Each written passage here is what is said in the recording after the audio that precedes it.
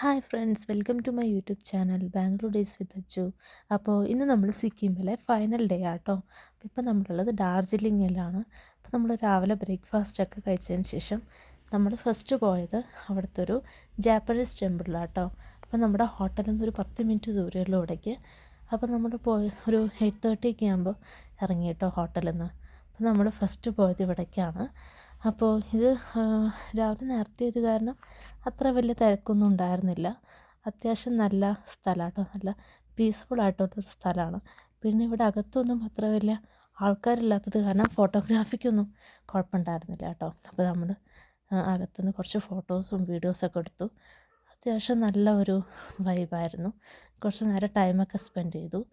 പിന്നെ അത് കഴിഞ്ഞ് നമ്മൾ അതിന് അടുത്ത് തന്നെ ഒരു ഇതുണ്ടായിരുന്നു കേട്ടോ, ബുദ്ധൻ്റെ ഒരു ടെമ്പിൾ പോലെ. അപ്പോൾ നമ്മൾ കുറച്ച് സ്റ്റെപ്പൊക്കെ കയറി പോകണം. അപ്പോൾ രാവിലെ 8:30-9 മണി ആവുന്നേ ഉള്ളൂ എങ്കിലും ഭയങ്കര തണുപ്പാട്ടോ. എന്നുവെച്ചാൽ ജാക്കറ്റൊന്നും ഇല്ലാണ്ട് നമുക്ക് നേരെ നിൽക്കാനൊന്നും പറ്റില്ല. അത്യാവശ്യം നല്ല തണുപ്പുണ്ട്. പക്ഷെ എന്നാലും ഫോട്ടോസിലൊക്കെ ചില സമയത്ത് എപ്പോഴും ജാക്കറ്റ് ഇട്ടിട്ട് മതിയായതുകൊണ്ട് ഞാൻ ഇടയ്ക്ക് ജാക്കറ്റൊക്കെ വരും കേട്ടോ. പിന്നെ അത് കഴിഞ്ഞ് അങ്ങനെ നമ്മൾ കുറച്ച് സ്റ്റെപ്പൊക്കെ കയറാനുണ്ട്. അപ്പോൾ ആ സ്റ്റെപ്പൊക്കെ കയറി നമ്മൾ മുകളിലേക്ക് എത്തി. ഇതാട്ടോ ബുദ്ധൻ്റെ. അപ്പോൾ ഈ ബുദ്ധൻ്റെ 4 സൈഡിലും ബുദ്ധൻ്റെ തന്നെ ഓരോ സ്റ്റാറ്റ്യൂസ് ആട്ടോ. അതിൻ്റെ ഇടയ്ക്ക് ഇതുപോലെ മരത്തിൽ ഓരോ ആർട്ട് ഓരോന്നുണ്ടാക്കി വെച്ചിട്ടുണ്ട്. അപ്പോൾ ഫസ്റ്റ് ഉള്ളതിൽ ഇങ്ങനെ ബുദ്ധൻ കിടക്കുന്ന ഒരു സ്റ്റാറ്റ്യൂ ആട്ടോ ഉണ്ടാക്കി വെച്ചിരിക്കുന്നത്. പിന്നെ അത് കഴിഞ്ഞ് വീണ്ടും മരത്തിൻ്റെ കുറച്ച് പണികൾ അങ്ങനെ. പിന്നെ ബുദ്ധനിങ്ങനെ അനുഗ്രഹിക്കുന്ന പോലത്തെ സ്റ്റാറ്റ്യൂ. പിന്നെ വീണ്ടും മരത്തിൻ്റെ കുറച്ച് പണികൾ. അപ്പോൾ ഇങ്ങനെയാട്ടോ അവിടെ ഉള്ളത് ആ ജാപ്പനീസ് ടെമ്പിളിൽ. പിന്നെ ബുദ്ധൻ ഇങ്ങനെ ധ്യാനത്തിലിരിക്കുന്നത് പോലെ. അപ്പോൾ ഇതിന് ചുറ്റും ഒക്കെ നടന്ന് നമ്മൾ അത്യാവശ്യം ഫോട്ടോസും വീഡിയോസൊക്കെ എടുത്ത് പിന്നെ അവിടെ നിന്നൊരു 9:30 ആവാറാകുമ്പോൾ നമ്മൾ ടൈഗർ ഹിൽസിൽ പോയിട്ടോ. അപ്പോൾ ആക്ച്വലി നമ്മൾ രാവിലെ ഏർലി മോർണിംഗ് 4:30 സൺറൈസ് കാണാൻ പോകാനാട്ടോ പ്ലാൻ ഇട്ടത്. പിന്നെ അത്രയും നേരത്തെ പോകാൻ മടിയായത് കാരണം നമ്മളൊരു 9:30 ആകുമ്പോഴാണ് പോയത്. പിന്നെ അത് കഴിഞ്ഞ് അവിടെ അടുത്ത് തന്നെ ഒരു ചെറിയൊരു അമ്പലവും കാര്യങ്ങളൊക്കെ ഉണ്ട് കേട്ടോ. അപ്പം ഞങ്ങൾ ആദ്യം വിചാരിച്ചത് നമ്മളേ ഉണ്ടാവുള്ളൂ, വേറെ ആരും ഉണ്ടാവില്ല എന്നാണ് ആ ഒരു സമയത്ത് പോകാൻ. പക്ഷെ ഞങ്ങളെപ്പോലെ വേറെയും കുറേ പേര് കാണാൻ വന്നിരുന്നു കേട്ടോ ആ ഒരു 9:30, 10 സമയത്ത് ടൈഗർ ഹിൽസിൽ. അപ്പോൾ ഇവിടെ സൺറൈസ് കാണാനാണ് ഭയങ്കര തിരക്കെന്നാണ് പറയുന്നത്. അപ്പോൾ അത് കഴിഞ്ഞ് നമ്മൾ അവിടുന്ന് നേരെ പോയത് ഒരു മൊണാസ്ട്രിയിലാട്ടോ. അപ്പോൾ നമ്മൾ ആദ്യം വിചാരിച്ച അത്യാവശ്യം വലിയ മൊണാസ്ട്രി ആയിരിക്കുന്നതാണ്. പക്ഷേ ഭയങ്കര ചെറിയ മൊണാസ്ട്രി ആട്ടോ അത്. നമ്മൾ മുമ്പേ ഗാങ്ടോക്കിലൊക്കെ പോയതുപോലെ അത്ര വലിയ സെറ്റപ്പ് ഒന്നുമല്ല, ചെറിയൊരു മൊണാസ്ട്രിയാണ്. നമുക്ക് അത്ര വലിയ അങ്ങോട്ട് ഇഷ്ടമൊന്നും ആയില്ല. നമ്മളവിടെ പോയി ജസ്റ്റ് ചെറിയ ഒരു വീഡിയോസൊക്കെ എടുത്ത് അകത്ത് അലൗഡ് ആയിരുന്നില്ല. എന്നിട്ട് നമ്മൾ തിരിച്ചു വന്നു.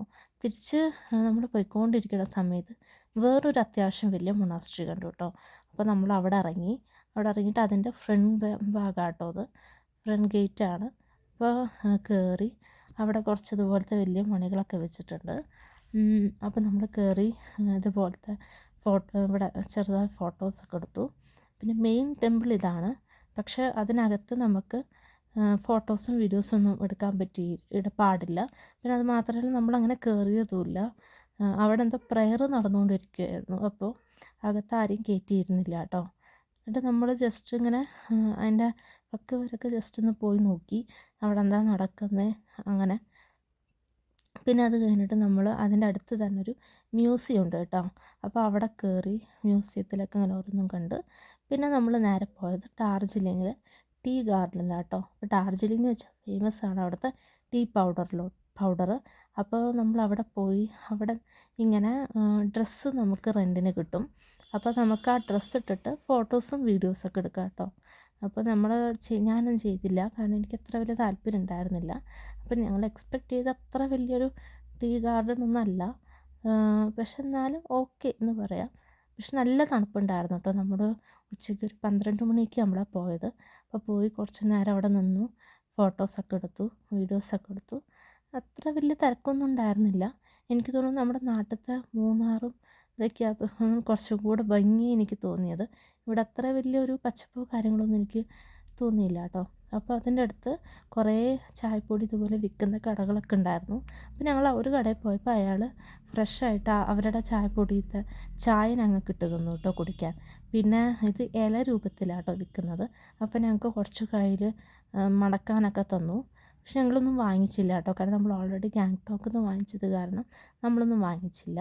പിന്നെ നമ്മൾ നേരെ അവിടെ നിന്ന് പോയത് പത്മജ നായിഡു സുവോളജിക്കൽ പാർക്കാട്ടോ. ഇതിനകത്ത് തന്നെ ഹിമാലയൻ മൗണ്ടേറിയൻ ഇൻസ്റ്റിറ്റ്യൂട്ടും ഉണ്ട്. അപ്പോൾ ഇവിടെ ഓൾമോസ്റ്റ് ഒരു 2.5 hour നമ്മൾ സ്പെൻഡ് ചെയ്തു.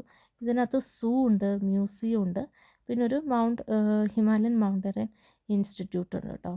അപ്പോൾ ഒരാൾക്ക് 200 രൂപ അങ്ങനെ എന്തോ ടിക്കറ്റ്. അപ്പോൾ നമ്മൾ ജസ്റ്റ് അവിടെ പോയി. അതിനകത്ത് ഇതുപോലെ ചെറിയ കടകളൊക്കെ ഉണ്ട് കേട്ടോ. അപ്പോൾ നമ്മളൊന്നും വാങ്ങിച്ചൊന്നുമില്ല. പിന്നെ നമ്മൾ പോയി ഞാനിതുവരെ കാണാത്ത കുറേ മൃഗങ്ങളൊക്കെ കേട്ടോ ഞാൻ കണ്ടത്. ഒന്നിൻ്റെയും പേര് നമുക്കത്ര ഒരു ഇതില്ലെങ്കിലും എല്ലാം ഭയങ്കര അതുപോലെ കൂളുള്ള സ്ഥലത്ത് ജീവിക്കുന്ന മൃഗങ്ങളാട്ടോ. ഹിമാലയൻ താറ്, മാർക്കൂർ അങ്ങനെയുള്ള മൃഗങ്ങളൊക്കെ ആട്ടോ. അപ്പോൾ സൂവിനകത്ത് അത്യാവശ്യം അത്ര തിരക്ക് ഉണ്ട്, എന്നാലും കുഴപ്പമില്ല കേട്ടോ. പിന്നെ നല്ല തണുപ്പായിരുന്നു ആ സമയത്ത്. അപ്പോൾ നമ്മളിങ്ങനെ ജസ്റ്റ് കണ്ടു, ഇതിൻ്റെ കൊമ്പ് കണ്ടോ, ഭയങ്കര ഒരു ഡിഫറെൻ്റ് ആയത് പോലെ തോന്നി എനിക്ക്. ഇത് ഹിമാലയൻ താറ തോന്നുന്നു. പിന്നെ ഇവിടെ ഡീറുണ്ട്.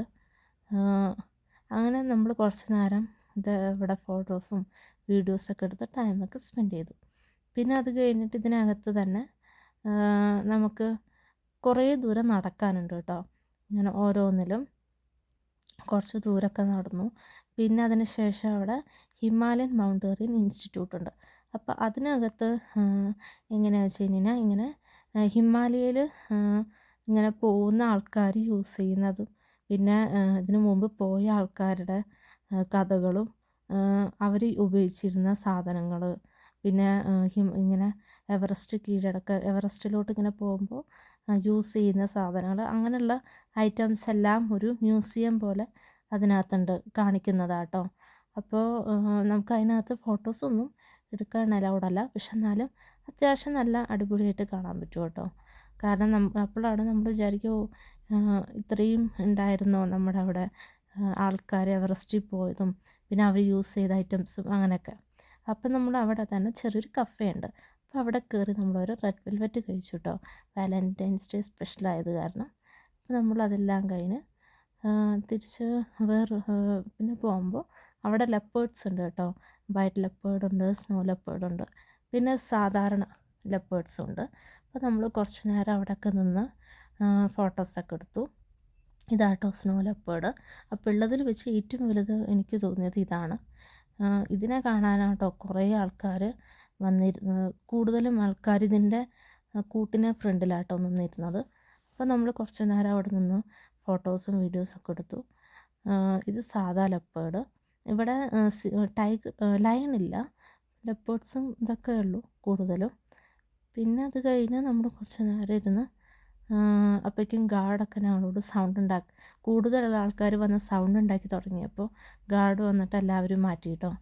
പിന്നെ അത് കഴിഞ്ഞിട്ട് അവിടെ കുറച്ച് പക്ഷികളും കാര്യങ്ങളും സാധാരണ നമുക്കിവിടെ കാണാൻ പറ്റുന്ന ടൈപ്പ് പക്ഷികളൊക്കെ ആട്ടോ അവിടെ ഉണ്ടായിരുന്നത്.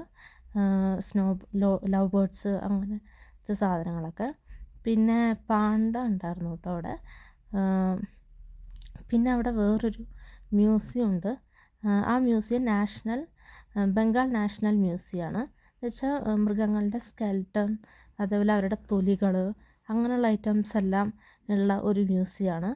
അപ്പോൾ അതിനകത്തും ഫോട്ടോസൊന്നും അലൗഡല്ല എടുക്കാൻ. പിന്നെ ഇതാട്ടോ റെഡ് പാണ്ട. അപ്പോൾ ഇവിടെയും കുറച്ച് നേരമൊക്കെ നിന്നു, ടൈമൊക്കെ സ്പെൻഡ് ചെയ്തു. അപ്പോൾ ഇത്രയേ ഉള്ളൂ, ടാറ്റാ.